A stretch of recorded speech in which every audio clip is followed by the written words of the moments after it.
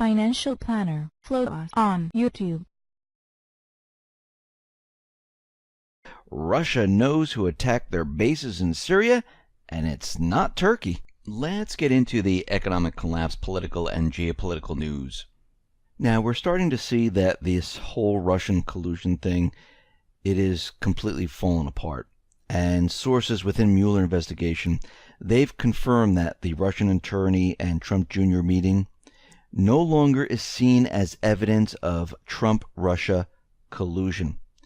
Confirmation is there and originates in what all the indications suggest is a deliberate leak, either from the special counsel Robert Mueller's team or from the White House's legal team. And it says that no evidence has emerged publicly to contradict the Russian lawyer account that she wanted to press a case about U.S. Magnitsky Act sanctions and that she did not possess significant derogatory information about Clinton, despite the email from a music promoter to Trump Jr. promising incriminating details about the Democrat. Moreover, no evidence has emerged publicly that connects the Russians in the meeting with the Russian intelligence effort to interfere in the 2016 presidential election. So all this time, all this money, once again, wasted on propaganda. And here we are today, and Mueller has absolutely nothing. Now, what's very interesting is that we know that the Fusion GPS, that whole entire transcript of the testimony, was leaked by Dianne Feinstein. And Senator Grassley is really angry at Feinstein because she first admitted that she was pressured into releasing the transcripts. Then she retracted that. And she said, well, what really happened was I have a bad cold and I'm 84, and basically what happened was it slowed down my mental facilities because I'm a little bit sick. Well, let's put this into perspective. If it slowed down her mental facilities and it forced her into releasing the transcript, why is she still a senator if she has mental problems? Shouldn't she remove herself? I mean, we know this is an excuse. I mean, Grassley was really angry, and he said that this shouldn't have been published until everyone was ready, shouldn't be released until everyone was ready. But I think for some reason this was pushed out there. And once again, her story makes no sense whatsoever. We see there's a confirmation of the Department of Justice and FBI. They used the Steele dossier for the application to the FISA court to get that search authority on the Trump campaign. So what's happening here is all of this information is all coming out right now. And we're going to see a lot more of this. We're going to see a lot of people that are going to be on the run. And I know we've seen many flights that have been turning around, and we've seen a lot of strange things. And I think this is the elites trying to get out or move away or escape, or not even the elites, those people who are in the know, trying to make their dash for the exits. And I think we're going to see a lot of these individuals trying to get out of harm's way here before everything starts to fall apart, because as we can see, the walls are closing in around them, and I don't think they have that much time left before they're all brought up on charges and they're going to be standing on trial in front of the American public. Now, I think a lot of these people might commit suicide. That's a possibility. Some other people might run. And we still see that, once again, the cabal, they're still pushing their agenda and, getting rid of those people that have, that caused them harm, just like we saw with WikiLeaks. Now, what's very interesting, we know the central bankers, we know the cabal, we know they don't like the cryptocurrency market. They don't like Bitcoin. They don't like any of this. They want control of it. That's the whole point of this. And I think they're trying to make it look very volatile. And there was a news story that came out of Reuters, and it said that the South Korea prepares to ban Bitcoin. The part that they left out is that this is going to happen years from now. Now, it's kind of misleading, and it gives the impression that South Korea was ready to ban the Bitcoin trading systems, and and that was going to be that. But I think this was put out there to scare people, to make people sell off, to make Bitcoin look very volatile. And what we're looking at is that they didn't even create a bill yet. They didn't even do anything. The bill's not even drafted. It was just mentioned. And if they do so, the passage could take months or even years before it even gets to that stage. But nothing has even been done. It's not even drafted yet. And I think they use these type of stories to make Bitcoin look very volatile, because as we know what they're going to do, and this is just another, variation of fake news. What they want to do is they want to keep having Bitcoin up and down, up and down, up and down. And I know Cliff High is out there saying this is alligator teeth, and I think they want this because they want it to look very volatile. This will allow, and they did this to the dollar and everything else prior to 1913 to get control of the creation of currency. They want it to look so bad. They want people to lose money. Even if people don't lose money, they just want to show the Bitcoin, the crypto market drop, and they can just say, yeah, a lot of people lost money. You won't even know if anyone really lost money. It could have been all their money in there from them creating free money and just buying up Bitcoin. But they just want it to look like this, and the corporate media can put the information out there saying, look how bad it is. A lot of people lost money. They can make up statistical numbers, and they can go to the government and say, listen, we manage the currency of the United States. We also need to manage Bitcoin or the crypto market. And this can happen in Europe. It can happen in Canada. It can happen everywhere. And this is what they're trying to do right now. And you can see with these fake stories, it looks like this is the push they're trying to do.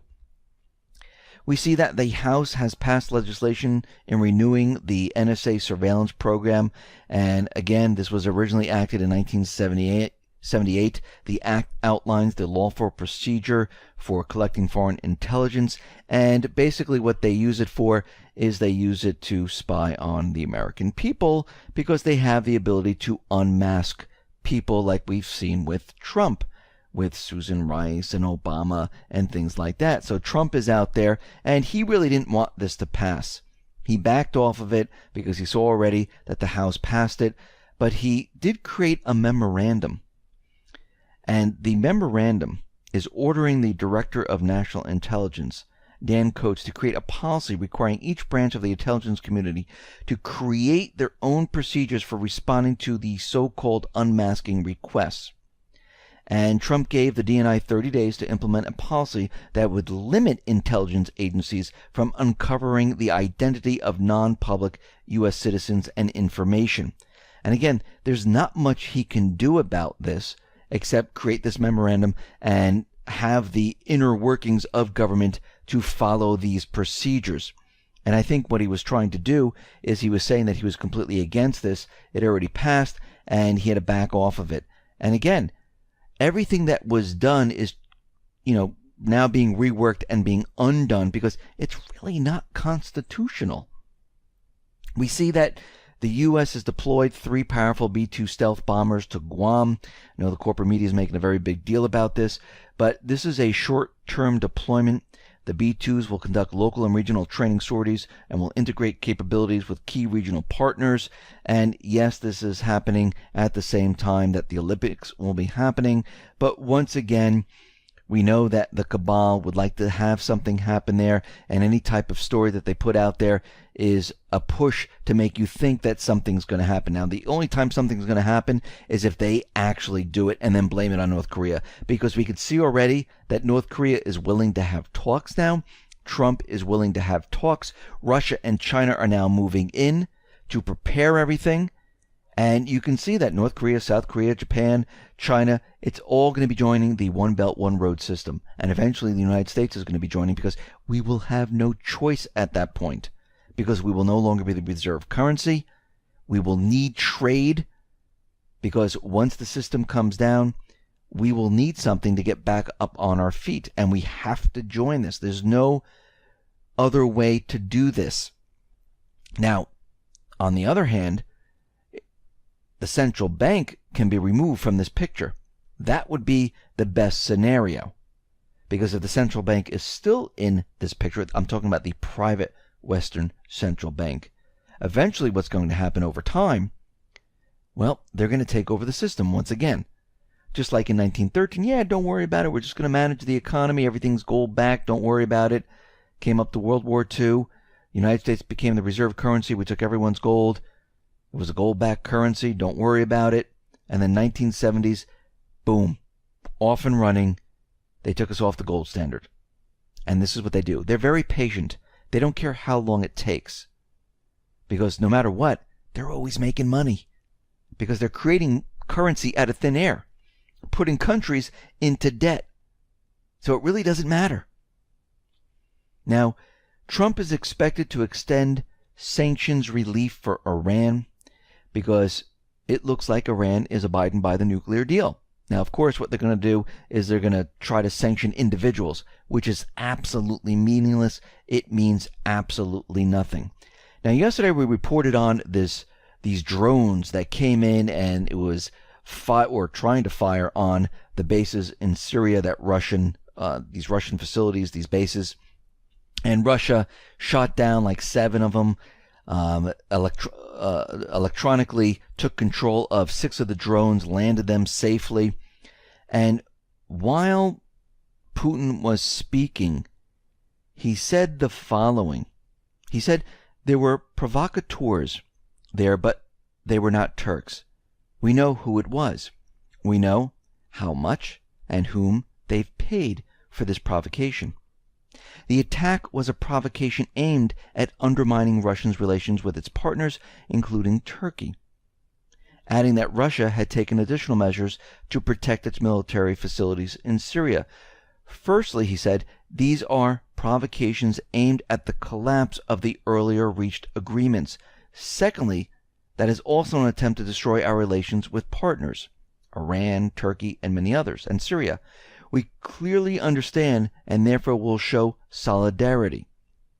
Concerning the attacks, we have no doubts that they have been well prepared. We know when and where these drones were transferred, as well as the number of drones. They have all the information. And like I said, they spotted a U.S. spy plane near that location where these drones were flying. Now, the Pentagon was out there saying we had nothing to do with this. I do believe this was the cabal pushing their agenda with other intelligence agencies, trying to hit Russia, trying to get something started. And Putin knows exactly what happened. Now, is he going to come out with this information? Most likely. Most likely he will spill the beans and tell the world who has been doing this, and he's going to do this most likely at the right time. We see right now the U.S.-backed Syrian Democratic Forces, they've released 400 former Islamic State fighters a mere few weeks after they've been captured. Now, this is very strange. Why would they release them? Because it's all part of the same group. I mean, they were doing this to show that, yeah, we're going after the Islamic State, and now they're out there saying, okay, let's release them because we need more forces joining us. And the Syrian Observatory for Human Rights, which is a propaganda outfit, which we talked about in length in past reports, says the following, that the SDF even allowed 120 former Islamic State fighters from Deir ez-Zor and Al-Haska to join its ranks. The former Islamic State fighters who joined the SDF are all related to SDF leaders. Many observers have warned that the SDF is attempting to absorb the Syrian Islamic State fighters. That's exactly what is happening right now, because they're really all one and the same. They always have been. And it looks like the cabal is trying to make another push in Syria, because, again, a lot of the troops, Al-Qaeda, Islamic State, the Syrian Democratic Forces, well, they're very low in numbers. They needed more individuals. And it looks like, they were pretending to capture these individuals, and it looks like they're letting them go to join their forces, to build up their forces, to make another attack. And again, this is not going to work. They should just say, hey, we're beaten. But the cabal, they don't do that. They keep pushing their goal. They keep pushing until the very, very end. And what we're seeing right now is that it's getting tougher and tougher for the cabal. They're pushing their agenda as hard as they possibly can, and they're being taken down one step at a time. But we are not out of the woods as of yet, because we know the Olympics are coming up. We know that they can use cyber attacks. We know that they will eventually resort to the event of all events if they can get it off the ground, if they have the ability to do it. And if they do have the ability to do it at this point, they will push that agenda, and it will be bigger than 9/11. Hopefully, the Trump administration and those working against the cabal can stop them in time, because they know what they have planned already. They know what is happening. And they know that they need to start taking them down very, very quick. Well, they started out very slowly because they wanted to be very slow, methodical, because if they came in swooping in there, guess what? They would have kicked off the event, and boom, we would have some type of cyber attack and things like that. But doing it very slowly, a little bit at a time, Trump out there screaming and yelling about, yeah, we're going to blow up North Korea, basically confuses everyone. The corporate media totally confused. They have no idea what's going on. They're just getting their instructions from the intelligence agency. The intelligence agency is reeling right now, trying to figure out what their next move is. And they're regrouping, trying different things. They're losing in different areas. And the reason for this is because China, Russia, the United States, other countries are working together against the intelligence agencies. And they don't know what to do. The cabal is stuck right now. And this is why when they look at the entire situation, they take a step back. They might just say, you know what? It is time. Let's throw the switch and let's have the event of all events. And these are certain places that we're looking at. We're looking at the Olympics. We're looking at Ukraine, if they can get something off the ground. We're looking at something happening in Europe or the United States with maybe some type of cyber attack. Or maybe cyber attack coupled with a physical attack. We don't know as of yet. And it might not happen at all. They might be taken down, and that's that. But again, we're not there yet, but we're getting very close.